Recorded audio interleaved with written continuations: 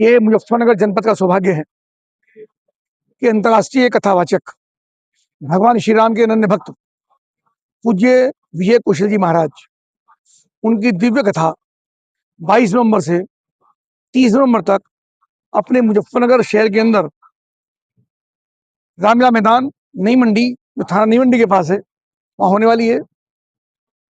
श्री भीम कंसल जी जो समाज सेवी हैं, गणपति धाम बालाजी धाम से जुड़े हैं, उनके परिवार के द्वारा कथा का आयोजन है। 22 तारीख को सुबह 10 बजे उनके घर से कलश यात्रा निकलेगी, जो यहाँ तक आई, इस स्थान तक आएगी। उसी दिन शाम को कथा का शुभारंभ। 24 तारीख को भगवान राम का जन्म, जिसमें भंडारे का आयोजन होगा। 30 तारीख को यानी जिस दिन समापन है, उस दिन सुबह का सत्र रहेगा 9 से लेकर 12 तक, उसके बाद भंडारा। ये कथा का कार्यक्रम है। सब आमंत्रित हैं, जितनी कमेटी या लोग हैं, जितने समाज सेवी लोग हैं, सामाजिक संस्थाएं हैं, सबकी ओर से सब लोग आमंत्रित हैं। सब लोग अपने परिवार के साथ आए। और विजय कौशल जी केवल कथावाचक नहीं है, विजय कौशल जी का मुजफ्फरनगर से अनन्य जुड़ाव है। 1980 के अंदर वो राष्ट्रीय स्वयंसेवक संघ के यहाँ पर जिला प्रचारक रहे।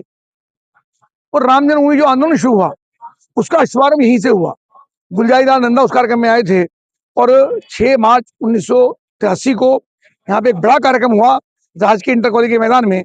और जो मुजफ्फरनगर शामली जनपद एक था, उस समय दोनों जनपदों के 783 गांव, उन सब गांवों की मिट्टी, उनका जल एकत्र करके यहाँ पर हवन कुंड बनाया गया। हवन कुंड में हजारों लोगों ने आहुति देने का काम किया। इतना बड़ा आंदोलन, इतना बड़ा यज्ञ आज तक हुआ नहीं। और वहीं से राम जन्मभूमि की जो विवादित भूमि थी, उसको मुक्ति का आंदोलन यहीं से शुभारंभ उसकी हुई। तो विजय कौशल जी, ये भगवान राम का भव्य मंदिर आज बनकर के तैयार है, जिसमें लाखों करोड़ों लोगों की भावनाएं उसके अंदर जुड़ी हैं। दुनिया में सनातन संस्कृति को मानने वाले सभी लोग उसके प्रति श्रद्धा नतमस्तक हैं।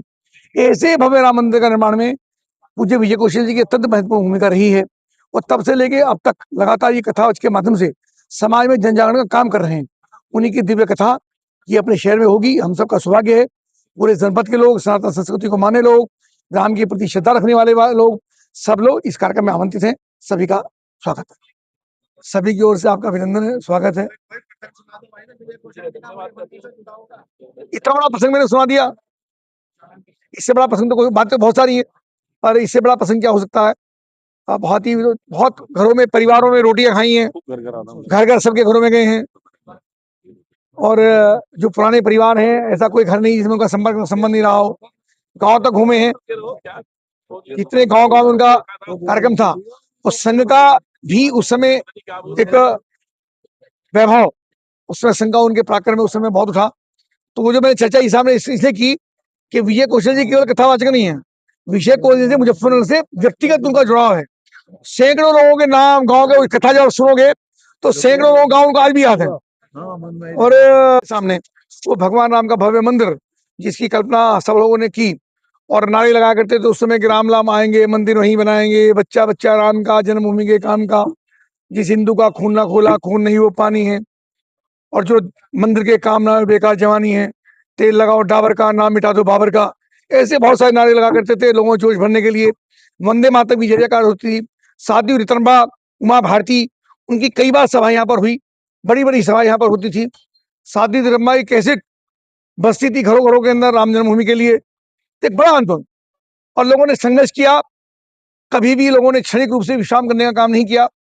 और मुझे ये भी ध्यान है कि जो लोग जेलों के अंदर रहे, तो 50-50 परिवारों के लिए माताएं, घर की महिलाएं रोटियां बनाकर जेल भेजने का काम करती थी। गैस नहीं थी, स्टोव भी नहीं थे, चूल्हे पर ही रोटियां बनती थी, लेकिन सबके लिए प्रसन्नतापूर्वक रोटी बना के भेजती थी।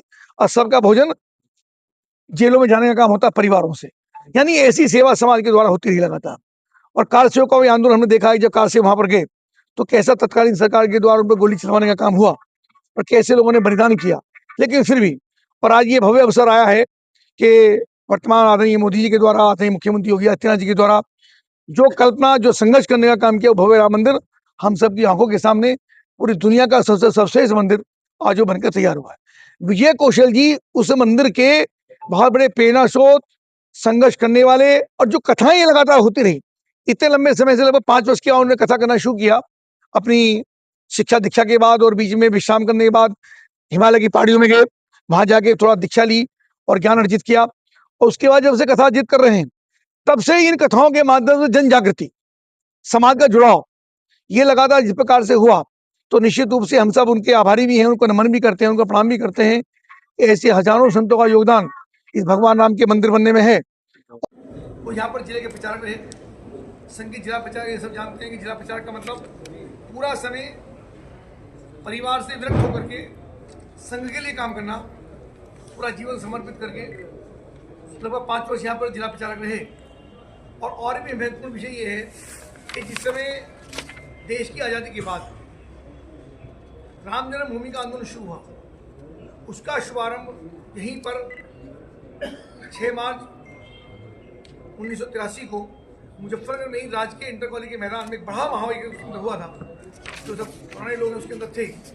और यहीं से ही राम जन्मभूमि का आगाज़, उसकी मुक्ति का आगाज़ यहीं से हुआ था, यही बड़ा आंदोलन उसके अंदर हुआ था। गुजराई लाल नंदा उसके अंदर आए थे और भी बहुत सारे संघ के समाज के प्रमुख लोग थे। तो इतना बड़ा यज्ञ आज तक मुजफ्फरनगर में उसके बाद नहीं हुआ। राजकीय इंटर कॉलेज के मैदान में जितने यहाँ पे 783 समय गाँव थे, पूरा शामली और मुजफ्फर जनपद, उन सब गाँवों की मिट्टी, उन सब गाँव का जल एकत्र करके यहाँ पे हवन कुंड बनाया गया और हवन कुंड बना करके वहाँ से उसका शुभारंभ हुआ, यज्ञ हुआ। और यज्ञ में ये संकल्प हुआ कि भगवान राम के जन्मस्थली को मुक्त कराने तक ये आंदोलन लगातार चलता रहे। विजय कौशल जी उसके प्रेरणा स्रोत रहे। आदरणीय जयपाल जी जो स्वर्गवासी हो गए, वे दोनों लोग मोटरसाइकिल पे घूम करके प्रत्येक गाँव के अंदर गए, मिट्टी संग्रह की, सब गाँव के लोग आए ट्रैक्टर ट्रॉलियों से, सबका योगदान उसके अंदर रहा। उसके बाद सारा संघर्ष हम सब लोगों ने देखा है, राम जन्मभूमि का कितना बड़ा संघर्ष हुआ, कितनी लोगों ने यात्राएं सही, जेलों के अंदर रहे, समय से आते हैं और समय से ही विश्राम करके आगे की ओर प्रस्थान करते हैं।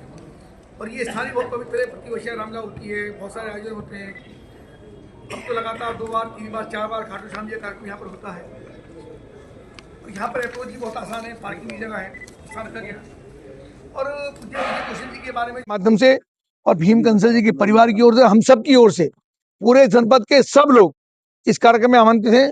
सबके लिए द्वार खुले हैं, सब आए, कथा का रसास्वादन करें, आनंद लें।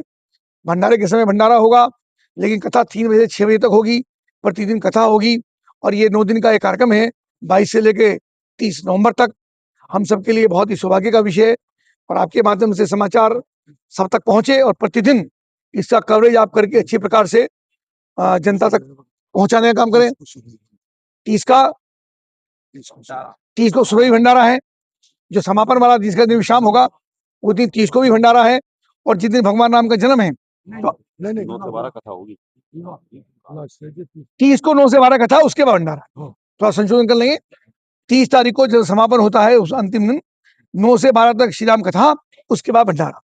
तो ये सब आपके माध्यम, बाकी जानकारी आपको देते रहेंगे। और मैं भीम जी से चाहूंगा तो थोड़ा और इसके संबंध में 2 मिनट आप भी आ जाओ।